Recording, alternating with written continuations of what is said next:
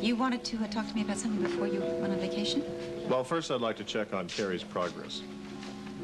Well, I think we've made a major breakthrough. I mean, she's finally able to talk about something that's creating a lot of tension in her because she's been holding it all in. I know how important that can be. Sarah. Justin. Carrie? What are you doing up here? I came looking for you. I have something really important I want to discuss with you. I see. Well, we can talk in the lounge area for a few minutes before my next patient, but I have to finish something with Justin first. Okay. Okay, well then I'll just I'll wait over here, okay? Carrie, has Ross said when he's coming home? No, Justin. The last time I spoke to him, he said it would be probably a couple of more days. You were saying, Justin. Look, Sarah, this isn't a very good time for me right now. All I can think about is confronting Jackie in Chicago. Hopefully she'll be more rational than she was before she left. I'll talk to you later.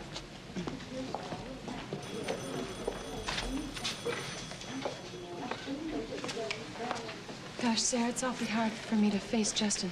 Carrie, I can see how uncomfortable it would be, but after talking all of this over with Dr. McChesney, there's one thing I simply don't understand. What?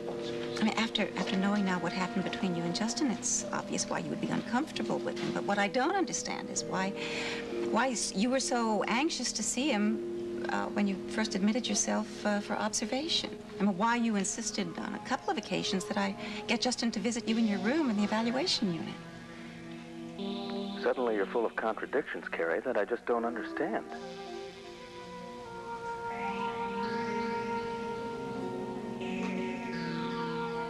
Come on in, Henry. I just got back from court. I got a message that you called. Yes, thank you. With Ross away, I had nobody else to talk to, and I had a call this morning from Stephanie Ryan's Mexican lawyers. Oh, really? Has Sean contacted them about selling his mother's estate? Well, as you know... Have a seat. Thank you. The last time they heard from him was through his Bombay lawyers, and he claimed that he wanted to settle the estate by mail, by power of attorney, without Sean himself coming to Mexico City to claim it. Yeah, but they also said that they wouldn't settle it without seeing him in person, and they'd contact you when he showed up. Well, exactly, and that was my one hope of being able to find Sean and finally explain things to him. But now, Senor Mendoza tells me that they legally have no right to refuse to settle the estate because one of the Bombay attorneys has appeared in Mexico City with all the legal papers and documents. Well, Henry, I'm afraid he's right, that they're perfectly within their rights of doing that, and there's nothing we can do. Oh, my. I was hoping you could come up with something, because once Sean gets control over the estate his mother left him, there'll be no way of out-tracing him. Well, I have to face the facts. Time's running out for me. Yes, well, I'd like to have the entire matter settled. I have too many loose ends hanging in my life right now, and I can't deal with any more. No, damn it, I'm not being impatient. I'm simply giving you an order, and I expect it to be carried out. Now, I will be in our Paris office tomorrow. You can reach me there, and if this matter is not settled within 48 hours, some heads are going to roll. Goodbye. Damn fools. Oh, Jennifer, how long have you been standing there? Oh, I just walked in. I left the envelope and the things for the Madrid office at the desk. They should be picked up by messenger in a minute now. I am so happy that you're going to fly with me to Paris today. Just remember, it's just a stopover in Paris on my way home. I know, but it means that we'll have another day together. Tell me, who were you talking to just now? I've never heard you so angry. I've never heard you use a tone of voice like that before. That's because you never heard me in some of my more personal conversations with Vanessa before. Oh, really? Well, I'm glad I haven't, if that was any sample. You know, one of the things that I love about you is your gentleness. Well, I hope what you heard didn't disillusion you in any way. You, still haven't told me who you were talking to.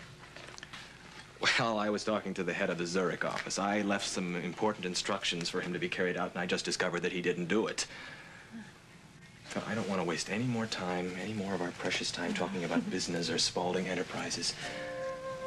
I intend to make the next few hours count for both of us, so that we'll always have them to hold on to and cherish.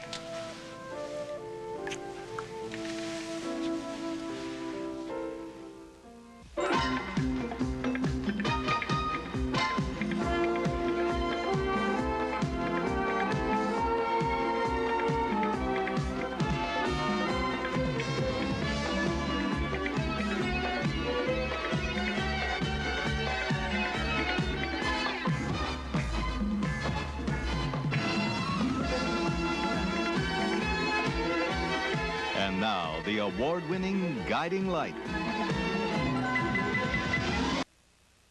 If you don't let me go, we're not going to get any lunch.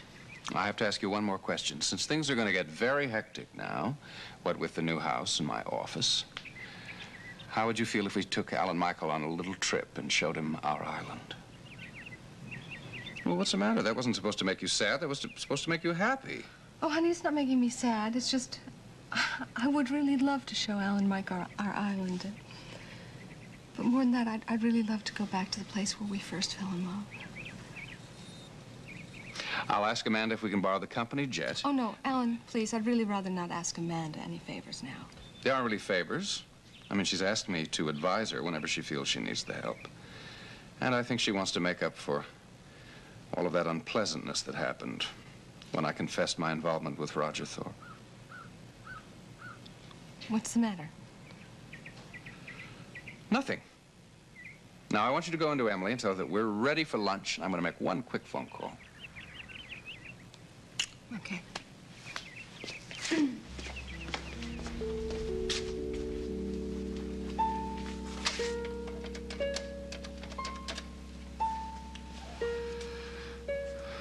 Angie, it's Alan Spaulding. Is Mike free now?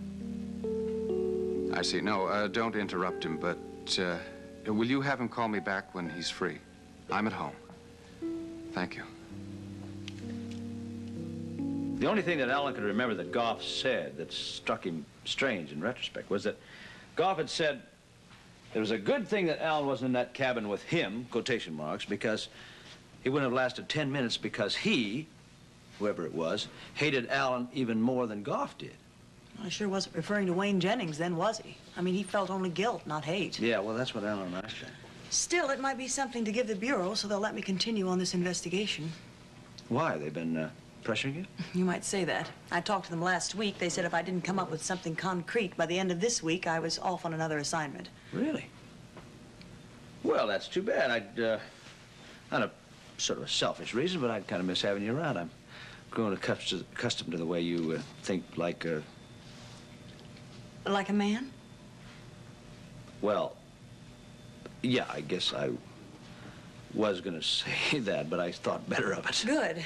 That possibly is one of the most insultingly chauvinistic things a man can say to a woman. Well, I didn't mean it as a put-down. Oh, good. That makes it even more insulting. You know, it is possible that maybe you're just a little sensitive about that. I mean, you are in a business that's usually associated with a man. Stop right there. Mike, I think you better not go any further before we get into this a little too deeply. Is there anything that happened at Alan's that you think I should know about? No, not that I can think of. Well, was there anything uncomfortable about having Amanda and Henry in the house? Well, Amanda felt a little strange at first, I think, but you don't think that Amanda or Henry had anything to do with Goff, do you? I suspect anyone that has a reason to resent Alan, and both of them do. What about those marked bills? Have any of them shown up yet? No, you'll be the first to hear when I find anything out. I guess I should let you get back to work now. Oh, before I forget, I asked Alan to go over all the details of the time he spent with Goff. I'd like you to do the same with the struggle you had with Goff in the cable car. Well, I doubt if I'm going to come up with anything because I was fighting for my life up there. We didn't have time for a conversation. You know? Yes, I understand that, Mike. Still, at this point, we've got to go on. Just a second. Let me get that. Yes, Angie? Oh, wait just a second. Would you, Alan had called. Would you dial him back, please? Maybe he has something to say. Yeah. Okay, good. Thank you. Yes, Alan, what is it? I don't want to hope to hear this. Actually, I feel a bit ridiculous for even bringing it up. Yeah, well, what is it? Ivy Pierce and I were just talking about how important it was to try to recall anything that happened with Goff that could mean that somebody else was involved. Well, I'm afraid I'm really grasping at straws with this one. But when I talked to Hope earlier, a thought struck me. There's a name I didn't put on that list of people who had reason to hate me. He's dead now, but he was also the man who hated me more than anyone I've ever known, and he swore that he'd even the score with me if it was the last thing he ever did. Who are you talking about? Roger Thorpe.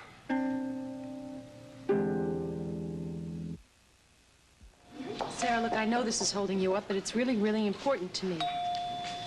Carrie, I know that you've been very anxious for the last few days to get out of here. I just wish that you'd give Dr. McChesney and me a little more time to work with you. Sarah, I'd be perfectly willing to come into private sessions whenever you want, but I just feel so much better.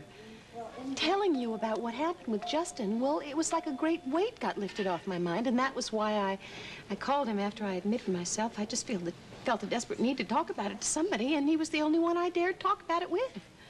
What was Justin's reaction? Sarah, he was really resentful, and he said that I encouraged him, and he got very, very angry, and then he accused me of being over-emotional. Well, Justin mentioned that visit. Could you tell me what he said specifically? He said that if I ever mentioned it to Ross, that he would tell Ross that I initiated it, that I was the one who came into his bedroom instead of the other way around. All right, Nana, Carrie, this may be at the root of your blackouts, but I think you owe it to yourself to stay here a few more days we can find out if this is really at the root of your problem. Sarah, a few more days would be too late. What do you mean? I want to be home today when Ross gets home. Well, now, wait a minute. When Justin asked you earlier if you knew when Ross was coming home, you said you didn't know, that you thought it would be a few more days. Lurie, Leslie Ann. Hello, Mr. Reardon, sir. Hi. Why don't we say that for class? Oh. Why don't we? I'm surprised to see you here. Yeah, well, after I called you, I was going to take a ride and catch a little fresh air, but all of a sudden I found myself out in the parking lot. I realized I didn't want any fresh air. I wanted to come and have you have coffee with me. Oh, I'd love to. I just got off a break. I couldn't have another one for about an hour at least. Boy, I tell you, my timing's been rotten all day long. What did you and Vanessa decide about the party after Josh and I left? Is it going to be tonight? No, we're gonna have it some other time. Oh, Tony, if you... No, it's my night off. How long did Floyd stay and talk to Nola after I left? Not too long. He played with the baby for a while, then he got dressed and came to work, so.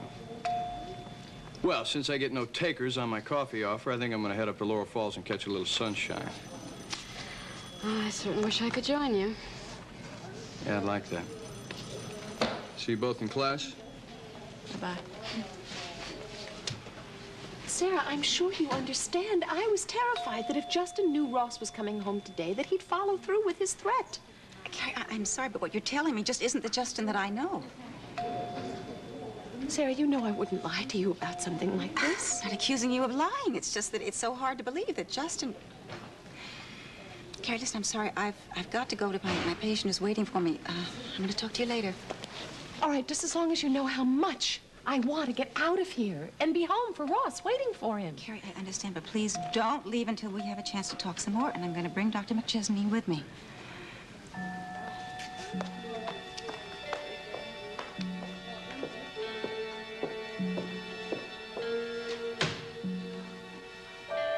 She doesn't believe me. I hate her guts, and that quack McChesney, too. I have got to get out of here before they just happen to stumble on the truth and lock me away.